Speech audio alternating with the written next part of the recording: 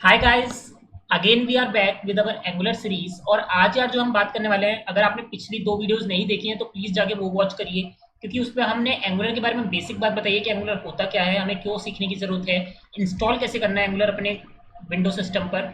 Next is our component. Basically हम जब angular में हमने बताया था कि यार आखिर हम कैसे अपने एंगुलर को प्रोजेक्ट को स्टार्ट कर सकते हैं, बट व्हाट इज कंपोनेंट। सबसे पहले हमें ये जानने की जरूरत है कि कंपोनेंट क्या है। अगर आपको पता है तो कमेंट बॉक्स में जरूर लिखना।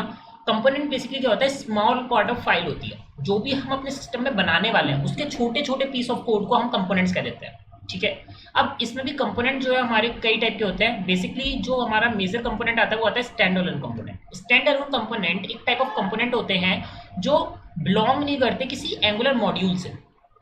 ठीक है, वो अपने आप में एक स्टैंड अलोन कंपोनेंट्स है।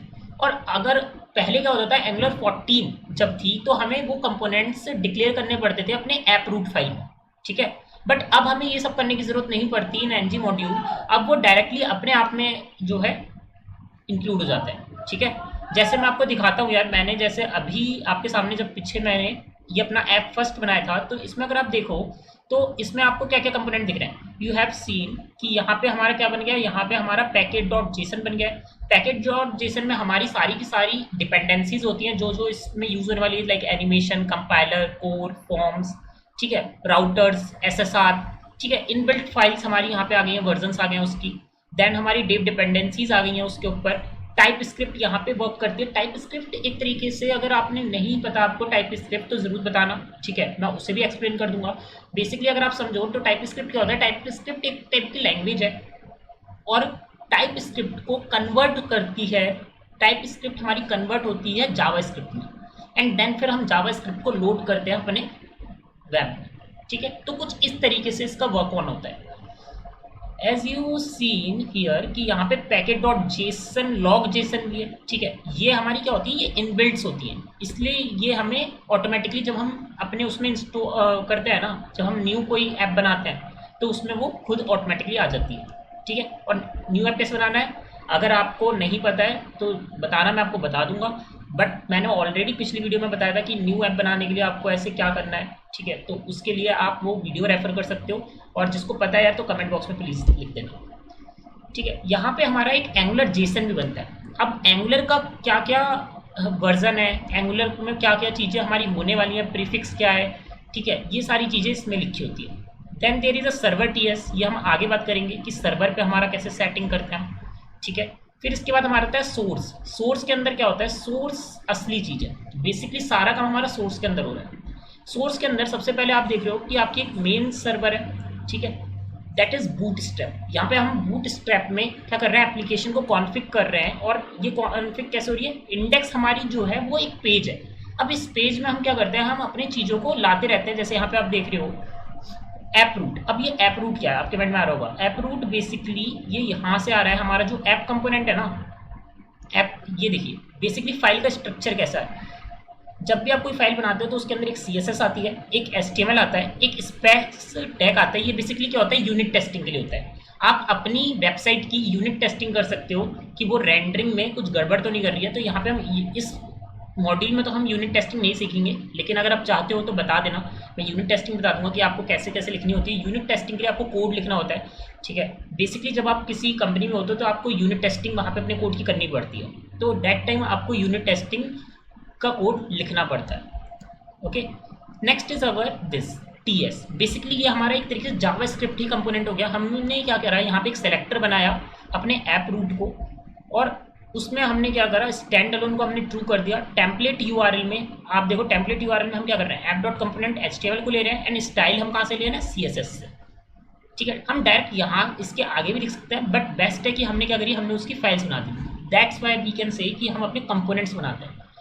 ठीक है, कुछ कॉन्फ़िग फाइल है, राउट्स फाइल है, इनका यूज़ अभी नहीं है, आगे होगा। मैं आपको बताऊंगा कैसे कैसे हम इसे यूज़ करने वाले हैं। बट अभी के लिए आपके लिए इतना काफ़ी है कि आपको पता होना चाहिए कि कंपोनेंट हमारे क्या क्या होते हैं।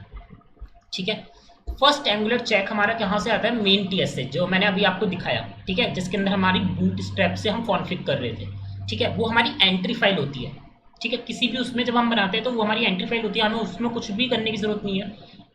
ठीक है, उसको हमें नहीं बिल्कुल भी छेड़ने की ज़रूरत है, हमें बस अपना काम करना है। अब अपना काम करने के लिए आप देखो, हमने ऑलरेडी मैं आपको दिखा चुका हूँ, एक टीएस फाइल होती है जिसमें हमारी लॉजिक फाइल होती है, स्पेस टेक यूनिट टेस्टिंग के लिए होती है, एचटीएमएल फाइल हमारी व्यू के लिए हो गई और सीएसएस हमारी स्टाइलिंग के लिए हो गई। ये बेसिकली हमारे कंपोनेंट के टेम्पलेट सिंटैक्स है। अब अगर आपको अपनी उसमें नया कंपोनेंट बनाना है तो आप कैसे बनाओगे? बेसिकली आप क्या यूज़ करोगे? आप सिंपली ये कमांड को यूज़ करोगे, ठीक है। कमांड क्या है? कमांड सिंपल कमांड है, ठीक है, nggc, और यहाँ मैंने लिखा कंपोनेंट, और यहाँ मैंने इसको यूज़र प्रोफाइल।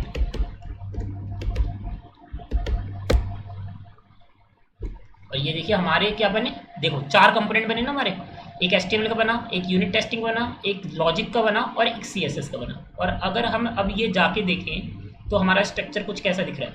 एक बार इसे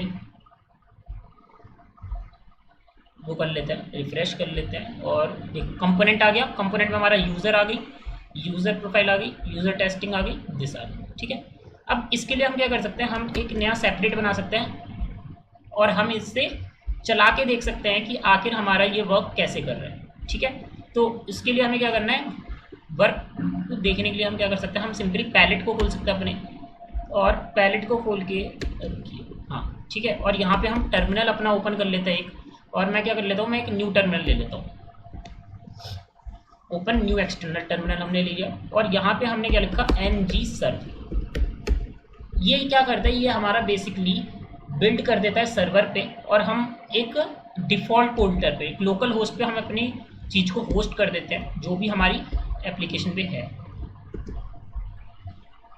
अगर हम इसको देखें तो ये कुछ कैसा दिख रहा है, या तो ये क्या है, बाय डिफ़ॉल्ट है, ठीक है। अब मैं क्या करता हूँ, मैं इस सब चीज़ों को हटा देता हूँ। जैसे मैं यहाँ पे गया और मैंने क्या करा, जो ऐप कॉन्फ़िग में जो ये HTML डला हुआ है ना, ये मैं क्या करूँगा, ये मैं अब अपना कर दूँगा। यहाँ पे ना जो ऐप कॉन्फ़िग है ये मेरा, ये HTML है, इस HTML को हमने हटा दिया, ठीक है। और मैंने क्या करा, मैंने एक हाई टैग लिखा, हाई ज्ञान पोर्टल, ठीक है। और अब मैंने देखिए फिर से पेज रीलोड हो रहा है, ठीक है, लेकिन ये ज़्यादा टाइम ले लेगा, तो हम क्या करेंगे, हम एक नया वो बना देते हैं, शिफ्ट पैलेट, ठीक है, ng सर। अब देखो ये हमारा पोर्टल ऑलरेडी यूज़ में है, तो हमने यस कर दिया। हम एक दूसरे पोर्टल को चला लेते हैं इस समय, और ये हमारा दूसरा पोर्टल आ गया। अब हम इसे ले लेते हैं, and then we just simply या as you see high Gyan portal, जो हमने अभी जस्ट इसमें लिखा था हाई ज्ञान पोर्टल, ये हमारा आ गया।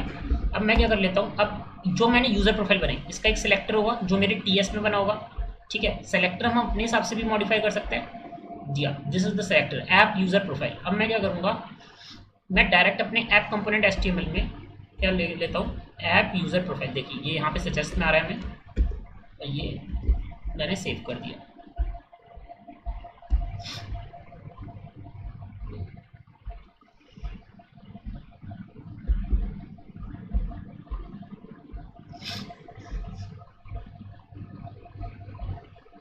देखिए यहाँ हमारा क्या दिखा रहा है, ये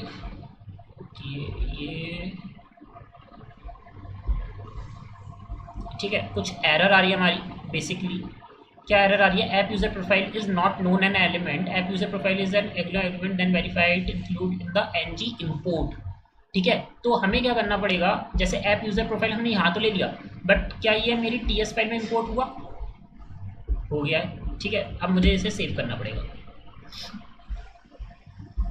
जैसे ही सेव हुआ, आप देखो पेज रीलोड हो गया, हमारी एरर चली गई। नाउ अब पेज रीलोड हमारा हो रहा है, तो यार थोड़ा सा टाइम ले लेता है पेज रीलोडिंग में, बट एक बार बन जाएगी तो फिर ये रीलोड नहीं होगा। क्या हो रहा है, हम कस्टमाइज डेवलपमेंट कर रहे हैं ना, मैं ठीक है ng सर्व